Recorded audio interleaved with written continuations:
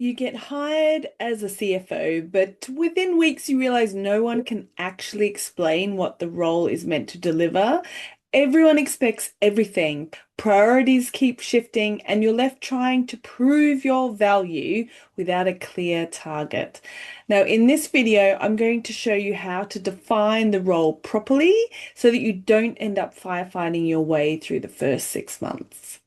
Hi, my name's Alysha Randall. I'm a fractional CFO and I also am the author of this book, Financial Leadership Fundamentals, where I talk about how to become a CFO within a startup or scale up. So one of the biggest shocks for new CFOs in startups and scale ups is not the workload, the pressure, or even the pace. Rather, it's being hired to fix finance without anyone agreeing what that actually involves. Personally, as a fractional CFO, that is often exactly what we've been hired to do. The founders just, nothing's working and they just need someone to come in and fix everything. But I can tell you that a full-time hire is often hired for exactly the same reason. So you're hired as the CFO, but within weeks you realize that no one really knows what that looks like. The founder wants strategy, the board wants confidence, the team wants decisions, and somehow you're expected to fix reporting, cash flow systems, forecasting, fundraising prep, and whatever else is on fire that week. So that is absolutely not a capability problem, it's a role definition problem. And I can tell you from experience that if you don't address this early, it will quietly undermine everything you do.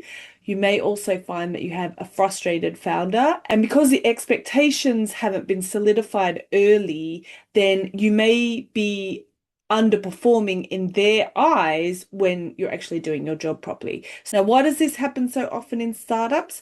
Most founders have never worked with a CFO before, particularly first-time founders.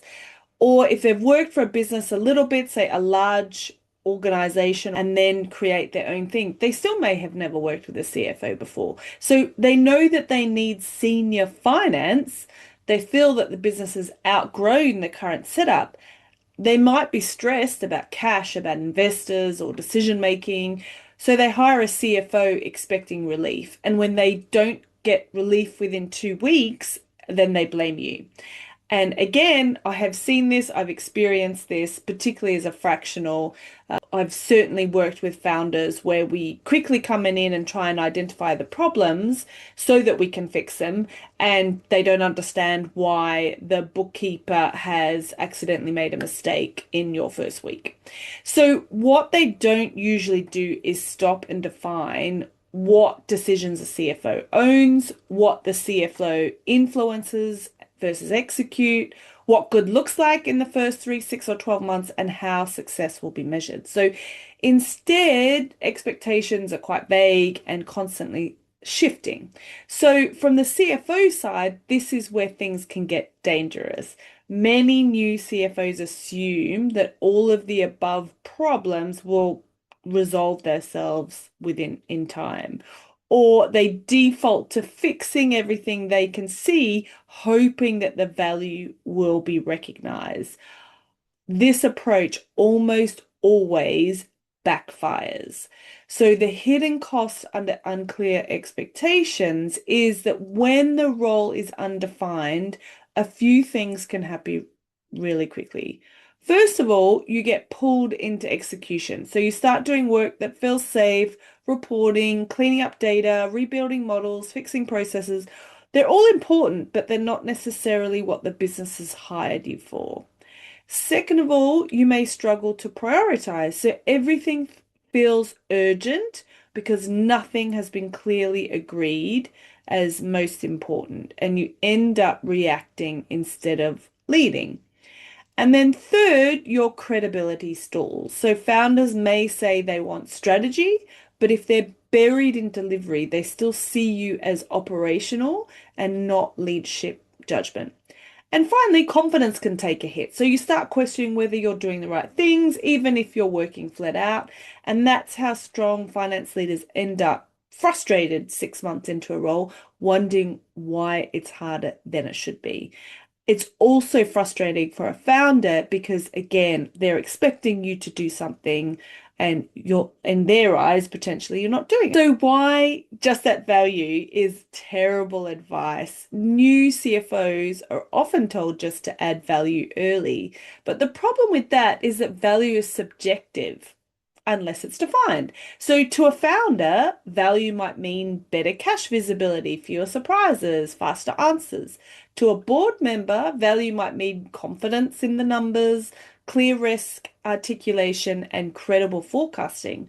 And to your team, the finance team, value might mean decisions being made, less chaos, and clear priorities. But if you don't align on this up front, you will definitely deliver the wrong kind of value to the wrong audience. So what should you do instead? So, a strong CFO does not wait for the role to be understood by everyone. Instead, they create it. So, it's being much more proactive, being much more of a leader rather than waiting for outcomes or waiting for everybody else to understand what you're doing. So, the first thing you need to do is define the outcomes and not the task. So, instead of asking, what do you want me to do? You need to ask, what should be different in 90 days? What would make you feel more confident about the business? And where do you feel most exposed now? So these questions surface expectations much faster than a job description ever will. But if you're trying to find out where the gaps are and where you want people to feel more comfortable in the numbers in particular, then by asking these questions, you might be able to identify that and therefore find where the gaps are. Number two is separate strategic ownership from operational delivery. So you do have to be quite explicit about what you personally own, what you will oversee, and what will sit with the team or external support. So founders often expect CFOs to do everything unless they're told otherwise. So clarifying this it's not avoidance. It's not saying, oh, the bookkeepers actually post invoices. This person actually does payroll. It's just leadership. It's just demonstrating that you have a whole team behind you. And if there is an issue, it's something that definitely you need to take responsibility for. It's something that you definitely need to make sure doesn't happen again. But if someone's asking you a payroll question constantly and asking you about payroll, you shouldn't really be spending time on that. You should be delegating that to your team. So making sure that, say, for example, in a leadership team meeting, if there's been recurring issues with your team, certainly bring it to the leadership team table. But if it's something that's quite minor and just needs someone on your team to manage it, then it's a way of delegating that within the leadership team. And number three is agree what success looks like in phases. So a CFO role evolves and you want to make that visible. So for example, the first 90 days is all about stabilization and clarity. I talked in a prior video about what those first 90 days should look like. So if you want a more detailed discussion on those first 90 days, then take a look at that one. I'll leave that above and below. The next 6 months should be about improved forecasting and decision support. And then finally, the next 12 months should be strategic input, fundraising readiness, and team development. So this really sets realistic expectation and protects you from being judged too early in the wrong criteria. We also in FLF have a framework that we work towards. And so both in my book and my courses have this framework. And you can see this framework is very similar to that. It's having those foundations in keeping the lights on and monitoring and reporting, really a well-oiled machine first. Then you're looking at adding value and then being strategic. So you do have to work from top to bottom when you're in that CFO role. Many CFOs sometimes do avoid explicitly resetting expectations because they don't want to seem difficult or political or insecure, but in reality, the opposite really is true. So the CFOs who earn trust the fastest are the ones who can say, this is how I see my role, this is where I'll add the most value, this is what I need from you for this to work.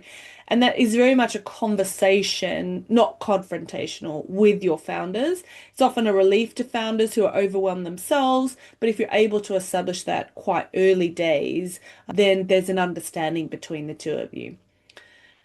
And you may want to ask yourself, if your founder was asked tomorrow, why did we hire a CFO? Would their answer match how you're spending your time? And if not, that might be a signal. So unclear expectations really don't fix themselves, they just compound.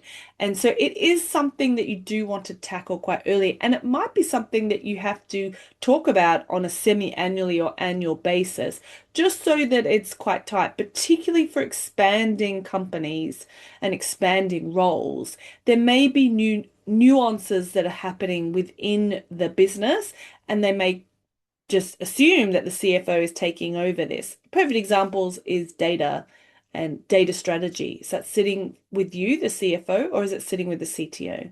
What about ESG reporting, which is becoming more of a topic in Europe as the legislation changes? Is that sitting with you, or is there another team? What about HR, legal, office and admin, those kind of things? What does that look like? Are you owning the relationship between the investors, or is that something the founder wants to hold? So, really making sure you have a clear understanding regularly is really, really important. And if you get that right, then everything else will become easier.